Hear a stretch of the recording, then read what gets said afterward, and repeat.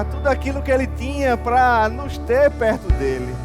Obrigado, Pai, pelo Teu amor, Senhor. Amor real, amor verdadeiro, Senhor. Amor que proporcionou a reaproximação, Senhor, que precisávamos ter contigo, Senhor. Nós somos tão gratos por poder viver aqui nessa terra, cheios da Tua vida, Pai. Obrigado por você ter plantado em nossos corações a eternidade, Senhor. Muito obrigado, Pai, pela convicção, Senhor, que nós temos de que a nossa vida nessa terra não é somente aquilo que nós enxergamos, mas temos uma certeza, Pai, de que estamos plantados em você, Senhor.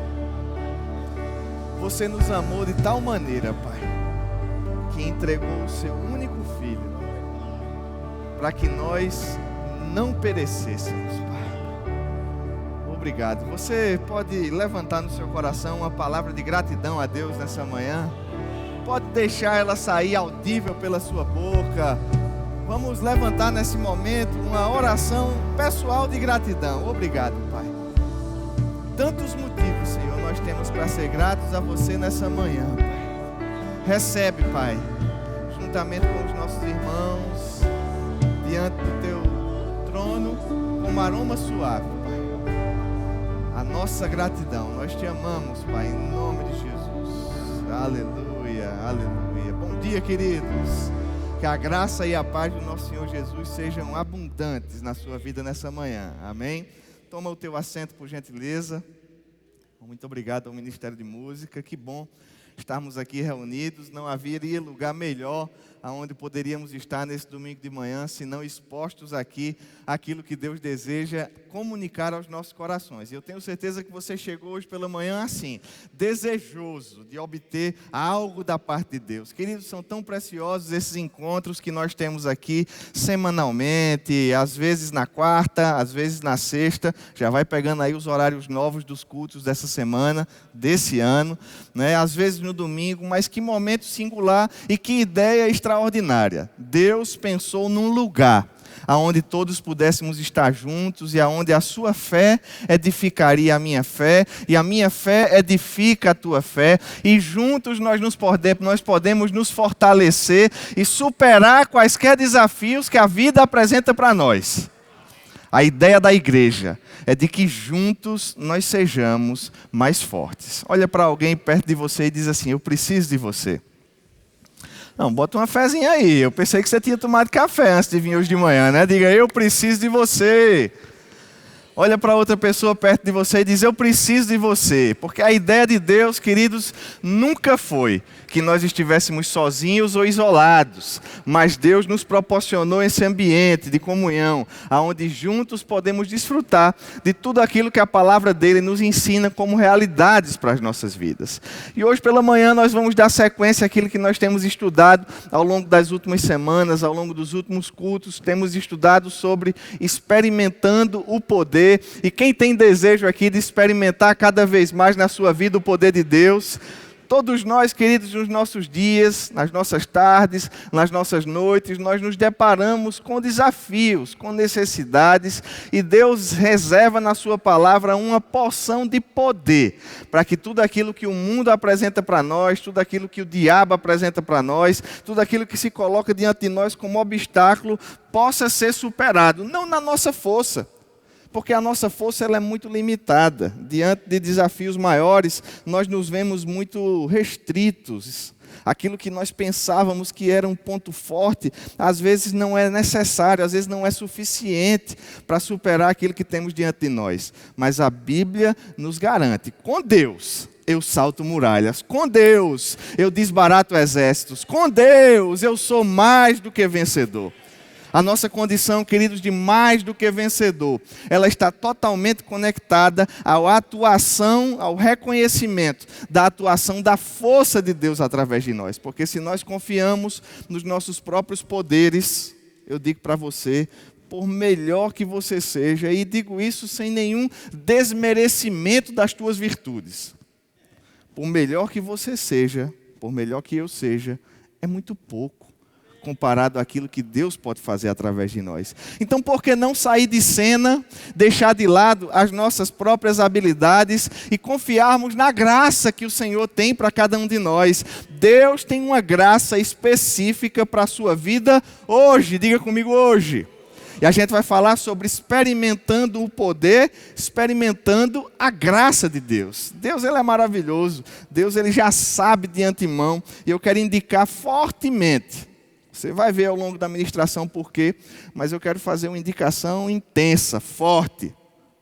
Passa no Verbo Shop e adquira esse livro. Graça, o poder do Evangelho. Não é o que você faz, mas o que Deus fez. Não é o que você faz, não é o que eu posso, não é o que eu sou, não é aquilo que eu consigo, mas é aquilo que Deus já fez, queridos, por cada um de nós, que nos permite vivenciar as realidades que Ele tem. Após a ministração, passa lá no Verbo Shop. É um livro fininho. São 207 páginas, li pela segunda vez ontem, ao longo do dia, e recomendo que você possa fazer também a leitura desse livro, que vai, com certeza, te acrescentar. E a gente vai falar um pouquinho sobre essa graça no dia de hoje. Eu quero pedir a ajuda da mídia para ir me acompanhando aí, obrigado, ao longo dos slides. Mas antes da gente adentrar mesmo na sequência daquilo que vamos estudar juntos pela manhã, é muito importante que nós pensemos um pouco a respeito do conceito de graça. Se você já fez um rema, você estuda um pouco sobre isso, né, nas matérias especificamente de Gálatas. A gente vai estar na matéria Justiça de Deus, a matéria Caráter de Deus, além de outras matérias, mas a gente vai estar focando um pouco o nosso embasamento hoje no livro de Gálatas para entender como aqueles irmãos estavam caminhando e como as exortações que o apóstolo Paulo fez para eles podem nos ajudar a viver melhor no dia de hoje. Eu sei que muitas vezes a gente vê graça como sendo favor imerecido de Deus, algo que a gente não merecia, mas que Deus nos concedeu de maneira graciosa. Diga comigo, graça. Está na cara. É exatamente isso que a palavra diz. Mas muitas vezes, queridos, a gente se acostuma tanto com essa locução, favor imerecido. E se você já estudou no Rema, você sabe que quando alguém perto de você pergunta assim, o que é graça? Você já diz, favor imerecido. Mas às vezes a gente nem para pensar, favor imerecido, o que é que quer dizer isso? O que é favor? O que é merecimento? O que é imerecido? Por que eu não merecia? E por que Deus graciosamente decidiu acrescentar sobre mim essa dádiva? Uma das definições também para a palavra graça pode ser dádiva, dom. A Bíblia fala sobre um dom gratuito da parte de Deus. Hoje a gente tem até dificuldade de pensar em coisas assim, porque tudo nessa vida custa algo, não é verdade? Eu me lembro certa vez, eu conversava com os meus pais e um irmão da minha mãe estava presente. Na ocasião ele não era ainda nascido de novo, não era crente, não frequentava a igreja, não convivia nesse ambiente que nós convivemos. E alguém estava contando perto dos meus pais, não, porque fulano doou um carro para fulano, deu. E aí o meu tio estava perto e disse assim, deu? Eu disse, foi, deu. Mas como? Deu como? Porque ninguém dá nada a ninguém, não é verdade? Aí fora a gente não está acostumado a receber as coisas de maneira benevolente. Como é que alguém dá um carro a alguém? E ele perguntava, mas como é que alguém vai lá e dá? Entrega a chave, entrega o documento, é seu, vai lá. É dado. Dado? É, dado. Um carro? É, um carro. E eu sempre me lembro desse episódio, porque, queridos, se a gente não estiver renovando a nossa mente, se a gente não estiver afinando os nossos pensamentos com aquilo que a palavra nos ensina, a gente vai ter dificuldade de compreender certas coisas. E uma dessas coisas que a gente vai ter dificuldade de compreender é a graça. Porque hoje nós vivemos numa geração que não se baseia na graça. E nós não somos a primeira geração. Você vai ver ao longo da ministração que outros irmãos já se depararam também com essa dificuldade. Mas é algo que nós precisamos realmente abrir a porta do nosso coração, buscar na palavra e buscar inspiração mesmo da parte de Deus para compreender, deixando de lado conceitos que o mundo tenta impregnar em nós e absorvendo os conceitos da palavra. Como assim alguém deu alguma coisa a alguém? Dá, porque dar é melhor do que receber, porque nós somos doadores por natureza, porque nós somos a imagem e semelhança de Deus. E se Deus deu o melhor que Ele tinha, deu o seu Filho, se Deus deu 100% do que Ele tinha por nós, nós também podemos ser doadores por natureza, nós podemos ser doadores por excelência. Se a gente não estiver fazendo esse exercício, a gente vai ficar pensando igual o mundo. Deus, Ele de maneira benevolente, Ele nos acrescentou a salvação. A dádiva, o dom, ele é da parte de Deus gratuito. Quanto foi que você pagou para ser salvo? Diga aí, me ajude. O que foi que você fez para ser salvo? Você era bom o suficiente para ser salvo? Você tinha uma conduta de vida que era boa o suficiente para agradar a Deus? Eu sei que a gente tinha gente que era mais ruim do que outras. A gente costuma pensar assim, não, mas fulano era carregado. Eu não. Eu era mais ou menos, né? Eu era mais só. Mas mesmo assim, por melhor que você fosse, nunca nós conseguiríamos atingir o padrão que Deus esperava de nós. Não é verdade? E é por isso que Deus ele olhou para nós e disse, olha, na sua força você não resolve não. Mas faz o seguinte, recebe aqui que eu estou te dando. É de graça, você não merece não, mas eu estou te dando. É graça, é imerecido. Eu estou te fazendo como uma gentileza, como uma benevolência. É de maneira gratuita. Agora, a graça, ela é também, queridos, uma capacidade sobrenatural para desfrutar de realidades espirituais. Olha que coisa interessante. Porque a Bíblia, ela nos traz uma série de realidades, que às vezes as pessoas pensam que é ficção. A Bíblia diz que você é curado. A Bíblia diz que você é sarado. A Bíblia diz que você é suprido. A Bíblia diz que você é rico, que Jesus se fez pobre para que você fosse o quê, gente? Aí às vezes você olha para o seu contra-cheque, olha para a palavra, olha para a sua conta bancária, olha para a palavra, olha para o seu bolso, olha para a palavra, e você pensa que aquilo que a palavra diz a respeito do fato de você ser próspero não é uma realidade. Às vezes a gente faz um exame e a Bíblia nos diz que nós somos sarados. Mas o exame nos diz outra coisa. E a gente olha para o exame, olha para a palavra e a gente pensa, rapaz, eu acho que a Bíblia falhou em algum momento, tem alguma coisa que não está batendo. Porque na nossa capacidade a gente não consegue realizar as realidades que Deus já diz que são nossas. Não vai ser trabalhando e ganhando dinheiro que eu vou me tornar próspero. Porque eu já sou, como é que eu posso me tornar algo que eu já sou? Além do mais, a minha prosperidade, ela não vem do meu dinheiro, nem da minha conta bancária. Ela vem do fato da palavra de Deus dizer que Jesus já me fez próspero. E a graça de Deus é a porta que nos permite desfrutar disso, que a Bíblia diz que é uma realidade na nossa vida. O apóstolo Paulo fala sobre ocasiões onde a graça de Deus se aperfeiçoava na sua fraqueza, 2 Coríntios 12. Ou seja, quando eu sou fraco, aí é que eu sou forte. Quando eu sou pobre, aí é que eu sou rico. Quando eu estou doente, aí é que eu sou curado. Porque a palavra de Deus nos garante que essas coisas que foram conquistadas para nós, elas são reais, gente. A Bíblia não é um livro de historinha, a Bíblia não é um livro de ficção, a Bíblia está contando para nós quem nós somos em Deus. Diga comigo, graça. Agora, a graça pode ser entendida também como um poder manifesto nas nossas áreas de incapacidade. Rapaz, eu não consigo. Aí Deus manda um poder que faz você conseguir. Tiago, mas tudo isso é tão bonito assim, está na Bíblia? Está na Bíblia, a gente vai ver junto. Agora, o importante, queridos, é que nós precisamos entender que a graça foi a porta que nos proporcionou essa salvação. Eu quero ler com você Efésios capítulo 2, vou colocar aqui na tela, a partir do verso 7, na nova versão transformadora, que diz assim: vocês são, diga comigo, são. Não vai ser um dia, talvez, quem sabe, não. Vocês são salvos pela graça, por meio da fé. Isso não vem de vocês. Isso o que, gente? A salvação não vem de você. É uma dádiva de Deus. Não é.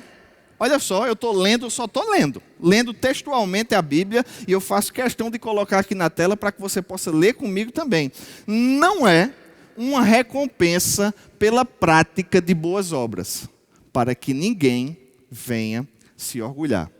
Ou seja, a salvação, ela não é uma recompensa, ela é um presente. Recompensa é o quê? É aquilo que pode ser exigido em face daquilo que foi feito. Ou seja, eu faço e porque eu fiz, eu recebo uma recompensa. Não é assim?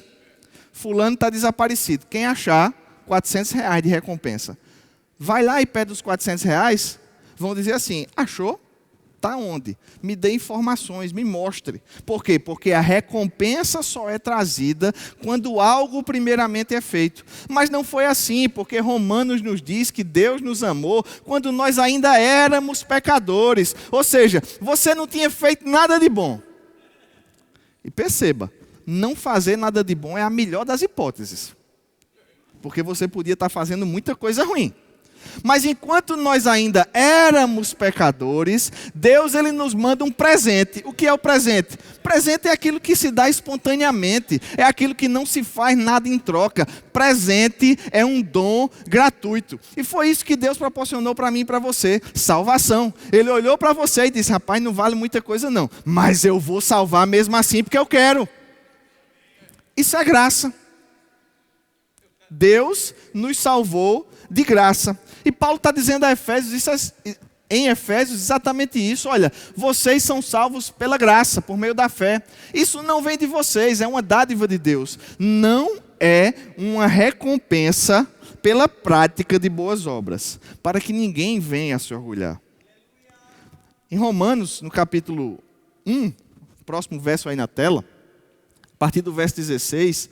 o mesmo apóstolo Paulo, ele diz, pois não me envergonho das boas novas a respeito de Cristo. Na versão revista atualizada diz assim, eu não me envergonho do Evangelho, que é o poder de Deus em ação para salvar todos os que creem. Primeiro os judeus e também os gentios.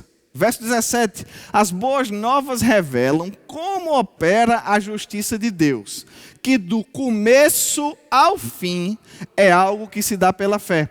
Como dizem as Escrituras, o justo viverá de que forma, gente? Diga comigo, pela fé. Deus espera que eu e você vivamos de que forma? Pela fé. Agora, percebe comigo que a Bíblia está dizendo que a justiça de Deus ela opera do começo ao fim. Quem foi que já começou aqui? Quem foi que já chegou no fim aqui? A gente não chegou no fim. A gente está no meio dessa caminhada. Agora, é do começo ao fim pela fé. E é exatamente isso que o apóstolo Paulo ele vem combater nos irmãos que se reuniam na Galácia, os Gálatas. Porque os Gálatas começaram de um jeito e depois tentaram seguir de outra forma. E muitas vezes isso acontece na nossa vida também. Não era um fenômeno raro na época da igreja primitiva. Paulo escreve para os Gálatas com esse intuito. Paulo escreve para os romanos com esse intuito. E aqueles que acreditam que a epístola aos Hebreus foi escrita também pelo apóstolo Paulo, ela demonstra esse mesmo intuito. Porque as pessoas elas tinham ingressado no evangelho pela porta da graça, mas uma vez que estavam dentro, entendiam que as coisas deveriam caminhar de uma forma diferente. Haviam falsos ensinos, falsos mestres, pessoas dizendo, olha, tudo bem, Deus aceitou você como você era. Foi de graça. Agora, uma vez que você está aceito, meu querido, aí é pelo seu desempenho. Aí você tem que fazer a coisa do seu jeito. Aí você tem que fazer por merecer. Aí você tem que praticar as boas obras. Aí você tem que praticar a lei. E queridos, me entenda, eu não estou fazendo aqui uma defesa da desimportância ou da não importância da prática de boas obras. Nem também da falta de importância do merecimento, do desempenho. Eu só quero ressaltar para você aqui nessa manhã hoje que essas não são as bases do nosso relacionamento com Deus. O nosso relacionamento com Deus não se baseia no que nós fazemos. O nosso relacionamento com Deus se baseia naquilo que Deus já fez. É isso que é graça. Porque se é obras, Paulo diz em Romanos, já não é o quê? Graça. Obras e graça não podem coexistir. Agora, muitas vezes a gente pensa que essa palavra salvar pois não me envergonho das boas novas a respeito de Cristo, que são o poder de Deus em ação para salvar, se resume apenas ao novo nascimento. Quem já é salvo aqui? Agora, quem continua sendo salvo?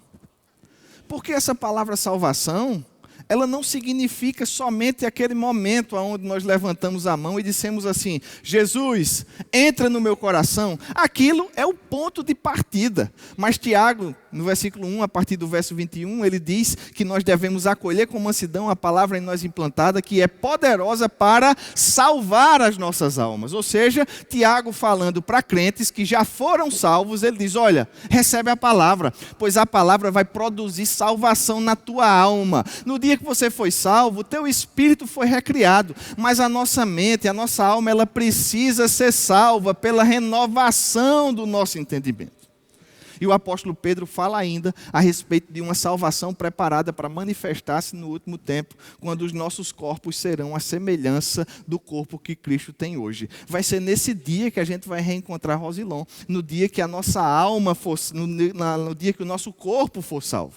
O nosso espírito foi salvo, perceba, a nossa alma está sendo salva, nós estamos sendo salvos hoje em dia, e existe uma salvação preparada para o nosso corpo no futuro.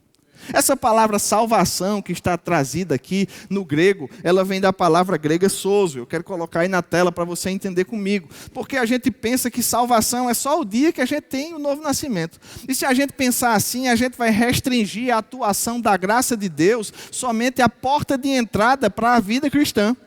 Mas a graça de Deus, ela está pronta para você experimentar o poder que vem dela hoje, amanhã, semana que vem, mês que vem, ano que vem. Porque salvação significa salvação, cura, prosperidade, preservação e libertação. Quando é que você precisa ser salvo? Porque às vezes quando a gente diz assim, eu fui salvo em 1991, parece que ficou para trás. Mas a gente precisa ser salvo todo dia, gente. Não é assim? Salvar é o ato de preservar, é o ato de proporcionar a preservação de alguma coisa. Algo que haveria de ser destruído foi salvo. Você foi salvo bem na hora, eu fui salvo bem na hora. Agora, além da salvação ser essa porta de entrada, ela é cura, ela é prosperidade, ela é preservação, ela é libertação. E quando é que você precisa de cura, gente? Foi só lá em 1992? Quando é que você precisa de prosperidade? Quando é que você precisa de preservação? Ora, você precisa de preservação quando algo quer te pegar e Deus vai lá e traz o livramento. Esse livramento da parte de Deus faz parte da salvação que Ele tem para a tua vida. Quando a enfermidade ela tenta se colocar sobre o teu corpo, você precisa da cura da parte de Deus. E essa cura ela acontece não lá em 92, ela acontece hoje. Porque você já foi sarado pelas pisaduras de Jesus. A cura é real, queridos. É real. Ah, mas fulano não foi curado. Vamos se concentrar em quem foi? Quem foi curado aqui já alguma vez na sua caminhada cristã? Olha aí, conversa com um desses irmãos que levantou a mão para fortalecer a tua fé. A gente tem uma tendência de focar.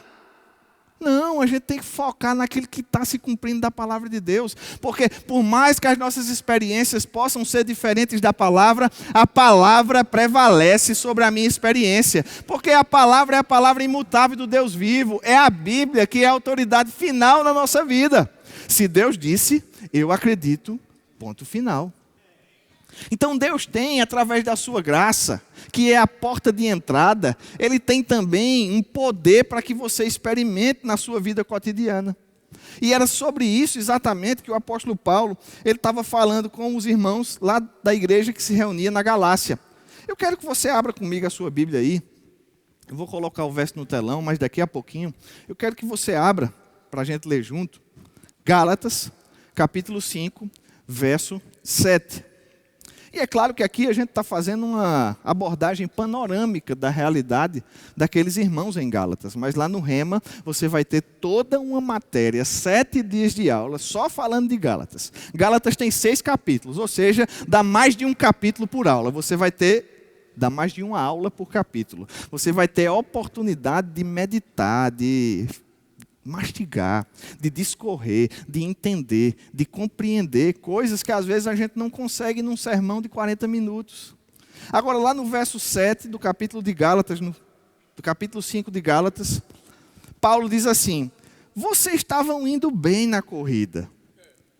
Quem os impediu de seguir a verdade? E eu quero colocar esse verso aqui na tela para que você possa entender o que é que Paulo estava dizendo. Paulo dizia: mas rapaz, você estava indo tão bem. Um tempo atrás eu saí daí, estava tudo beleza. O que foi que aconteceu agora? E muitas vezes, queridos, é essa a realidade que a gente se encontra. Não necessariamente na nossa vida cristã, de forma ampla. Porque muitas vezes, quando a gente vê uma frase dessa, a gente pensa: meu Deus, acho que o povo se desviou. Graças a Deus que eu não me desviei. Desviar é uma das formas de parar de seguir a verdade. Mas no que é que você estava crendo que você já não tem tanta convicção? Naqueles primeiros dias da sua vida cristã, o que era que você tinha fogo, que hoje parece estar meio gelado? Naquele dia, qualquer pessoa que passasse perto de você, ia na Praça da Bandeira, uma pessoa cruzava e dizia: que dor de cabeça, deixa eu fazer uma oração porque Deus cura. Hoje o cara está dizendo assim: rapaz, está em estado terminal. Eita, nem adianta orar. Mas a mesma graça que nos abriu as portas da vida cristã é a graça que Deus tem para que nós experimentemos o poder das realidades divinas nos nossos dia a dias, na nossa saúde, na nossa prosperidade, na nossa vida financeira, no nosso casamento, na criação dos nossos filhos. Eita, meu Deus do céu, criar filho hoje no mundo está difícil. Não me diga não, que eu estou com um aí de 1 ano e 4 meses. Estou começando agora. E sabe de uma coisa? Para o mundo está difícil. Mas para a gente vai ser melhor. Porque a gente é preservado, a gente é salvo, a gente é guardado, a gente é protegido. É porque a gente esquece. A gente devia desenvolver a nossa vida cristã fazendo um curso de boa memória. É verdade, porque a gente sabe das realidades da palavra, mas a gente esquece. E a gente, quando lembra delas, até pensa: eita, que coisa linda.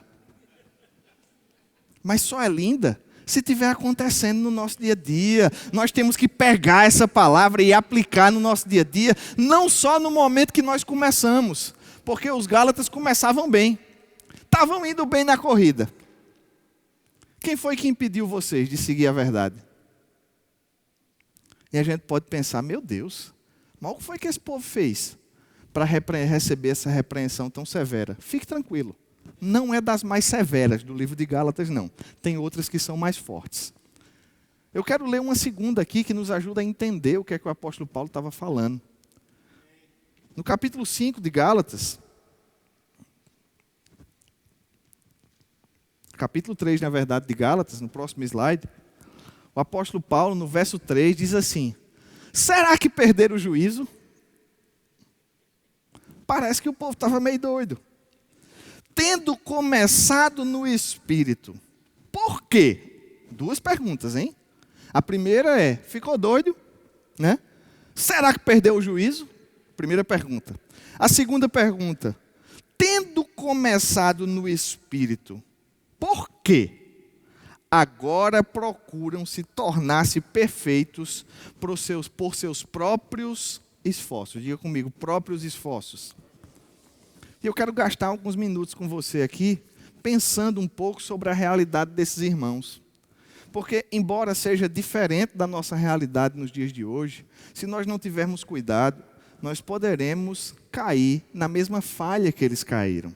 E se isso acontecer conosco, alguém pode nos perguntar: você não estava correndo tão bem? O que foi que aconteceu, pelo amor de Deus? Perdeu o juízo? Começou pelo Espírito, mas agora quer se aperfeiçoar pelos próprios esforços. Parece que o Espírito perdeu a força, parece que Deus já não tem mais força, parece que Deus precisa de uma ajudinha. Não, agora que eu me converti, deixa que eu resolvo, Senhor, fica na tua. A gente não fala isso, não é verdade? Mas a gente age assim. Você age assim e eu ajo assim. Muitas vezes nas nossas decisões, nas nossas escolhas, no nosso comportamento, a gente diz: opa, espera aí, aqui eu resolvo. E essa autossuficiência nos impede de desfrutar da suficiência de Deus. Esses irmãos aqui, eu quero passar com você para entender um pouco, no próximo slide, aquilo que eles estavam enfrentando. De um lado, era a graça. Do outro, como Paulo mostra, eram os próprios esforços. Diga comigo, próprios esforços. Eu até pensei em colocar esforços próprios, talvez fosse mais fácil da gente entender, mas eu quis manter exatamente aquilo que Paulo falava na Bíblia. Na ocasião, há 2000 anos atrás, esforço próprio desses irmãos aqui era obedecer à lei mosaica. Eles tinham entendido, olha, Deus me salvou de graça. Deus abriu a porta do Evangelho para mim de graça. Eu não merecia, mas Deus me colocou, me plantou de maneira graciosa. Agora, já que eu fui plantado nesse momento, para que eu possa amadurecer, para que eu possa crescer, para que eu possa desfrutar de saúde, de cura divina, para que eu possa ser próspero, aí eu tenho que obedecer aquilo que Moisés diz. Você acredita que tinha gente lá na igreja de Atos que estava inclusive se circuncidando depois de adulto, gentil, estava sendo obrigado a se circuncidar. Quem sabe o que é circuncidar aqui? Para que a gente não precise trazer imagens e entrar no mérito desse procedimento, né, que hoje é mais conhecido como cirurgia de fimose, é o mais parecido que tem aí, né? Mas na época era um sinal da aliança dos judeus. E as pessoas, elas entravam não pelo mérito do judaísmo, mas uma vez que estivessem salvas, elas começaram a pensar, não, agora eu preciso guardar o sábado, agora eu preciso deixar de comer isso, deixar de comer aquilo, deixar de comer aquilo. Jesus disse, olha meu amigo, tudo que você come é bom, é só receber com ações de graças. Paulo fala isso também. Não tem isso. Todo alimento foi criado por Deus. Ah, mas é porque eu não posso isso, não posso aquilo, tem que fazer isso, tem que fazer aquilo, tem que fazer aquilo, porque só Deus vai abençoar assim. Um pensamento de que a bênção da parte de Deus, ela vem quando a gente merece. No caso dos irmãos, esse merecimento, ele tinha fundamento no legalismo. E era isso que Paulo estava dizendo. Rapaz, vocês começaram bem, começaram pelo Espírito, começaram pela graça, mas agora estão substituindo a graça pelo legalismo. Tiago, e o que é que isso tem a ver com a gente? Tem a ver com a gente porque muitas vezes na nossa geração, a gente também está olhando mais para o esforço próprio do que para aquilo que Deus nos concede de maneira graciosa. Eu espero que nenhum de nós esteja na tentativa de cumprir a lei mosaica. De vez em quando aparece uma modazinha dessa aí, dizendo, não, todo sábado tem que tocar um chofar, porque senão o Espírito Santo não desce. Mas eu espero que a gente não esteja nessa. Mas mesmo que nós não estejamos nessa, hoje, queridos, a nossa geração ela é muito focada no desempenho. Ela é muito focada no merecimento. Ela é muito focada na meritocracia, no mérito. Pode passar para mim, por gentileza. Ela é muito focada na performance. Se você dá muito resultado no seu trabalho, bate a meta, vem mais salário. Aí você pensa, rapaz, se eu fizer mais, eu ganho mais. Aí em casa, você trata a sua esposa bem, a sua esposa lhe trata bem, e vocês ficam beleza no casamento. Aí você pensa, se eu fizer bem por ela, se eu tiver uma boa performance, se eu tiver um bom desempenho, vai melhorar as coisas. Na família, no trabalho, nas relações que nós vivemos. E veja bem, por favor me entenda, eu não estou querendo diminuir a importância do desempenho. A gente tem mesmo que buscar um desempenho de excelência. A gente só não pode confundir as bolas e achar que é por causa do desempenho que Deus vai nos abençoar. Rapaz, por que Deus está abençoando fulano mais do que eu? Porque eu estou na igreja todo dia, o culto é 10h30, 10h25 eu chego, porque crente é pontual. Eu nem me levanto na hora dos apelos, porque eu espero o culto acabar, porque eu acho que é uma falta de respeito. Aí está aí fulano que se levanta, chega atrasado, vem na igreja uma vez perdida, nem sei se dá o dízimo, eu dou o dízimo, eu não dou nem o dízimo, eu dou 11%. Porque eu quero que Deus me abençoe 1% a mais. A gente acha engraçado, mas às vezes esses pensamentos passam na nossa cabeça. Rapaz, eu vou dar mais uma ofertinha aqui, para Deus me ajudar um pouquinho mais ali. Ficou doente. Eita, é porque não está indo para a igreja direito. Vamos mais para a igreja, mais, que a doença vai embora. A gente pensa com a cabeça do mundo. Os Gálatas, eles pensavam desse jeito também. É por isso que Paulo diz: por que vocês estão abrindo mão dos princípios de Deus pelos rudimentos do mundo? E no mundo, gente, o sistema hoje é baseado no mérito mesmo. É baseado no desempenho mesmo. E a gente não vai mudar isso não. Porque isso é importante sim. A gente só não pode trazer essa mentalidade. Porque, querido, se a gente for depender dos nossos próprios esforços, sabe o que é que isso vai nos trazer? Eu vou dizer para você com bastante clareza: frustração, condenação, culpa e insegurança quanto à sua natureza. Sabe por quê? Porque quando você tentar fazer, tentar merecer e não der certo, você vai pensar: rapaz, eu não mereci o suficiente, acho que eu não sou bom o suficiente. E aí você fica frustrado. Além de frustrado, você fica condenado. Rapaz, eu acho que Deus não me ama. Porque eu fiz tanto, eu fui tanto para aquela igreja, quase que eu acabo com aquele carpete, de tanto andar naquela igreja ali, e Deus não me abençoa. E isso não acontece na minha vida, e aquilo não acontece. O que é que eu estou fazendo de errado? Rapaz, eu devo ter chutado a cruz mesmo. Eu devo ter feito alguma coisa errada. Eu devo ter uma cabeça de bode enterrada, né? É o que a gente fica pensando. E a gente vai se condenando. E aí a gente se culpa. Rapaz, é porque eu realmente não devo ser bom o suficiente, não. É tudo culpa minha. Acho que Deus não tem um propósito na minha vida, não. Porque se Ele tivesse, eu não estava amargando as coisas desse jeito. E aí isso traz insegurança quanto à nossa própria natureza. Será que eu sou crente mesmo? Será que um dia aceitei Jesus foi de verdade? Porque eu estava tão assim, eu nem me lembro, eu acho que eu não sou nem nova criatura. Porque, assim, nova criatura é sarada, eu só vivo doente. Nova criatura é rico, eu só vivo na pindaíba. Eu acho que não tem não. Porque a gente está com a cabeça do merecimento. Agora abre tua Bíblia comigo aí, a gente já está encerrando.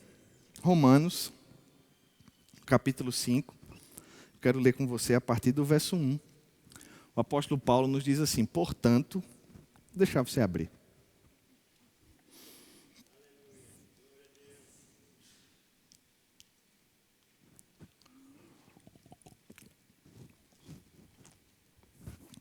Portanto, uma vez que pela fé, diga comigo, pela fé, fomos declarados justos, ou seja, é aquela mesma justiça de Deus que nós vemos agora há pouco, que ela é do começo ao fim pela fé. Portanto, uma vez que pela fé nós fomos declarados justos, temos paz para com Deus, por causa daquilo que Jesus Cristo, nosso Senhor, fez por nós. Você percebe que a paz que nós desfrutamos para com Deus não é baseado no que nós fazemos, mas é baseado no que Jesus fez por nós. Ele já fez, gente. Verso 4 diz que foi por meio da fé em Cristo que Ele nos concedeu esta graça. Custou quanto? Custou nada. Foi de graça. Foi gracioso, foi benevolente, foi porque Deus quis. Não foi por nada que eu fiz, foi pelo que Jesus fez. Foi simplesmente pelo que Deus quis. Deus nos concedeu essa graça, que agora desfrutamos com segurança e alegria, pois temos a esperança de participar da glória de Deus. Quando você baseia o seu sistema de pensamento, queridos, na graça, isso não vai te trazer culpa, frustração. Passa para mim, por gentileza.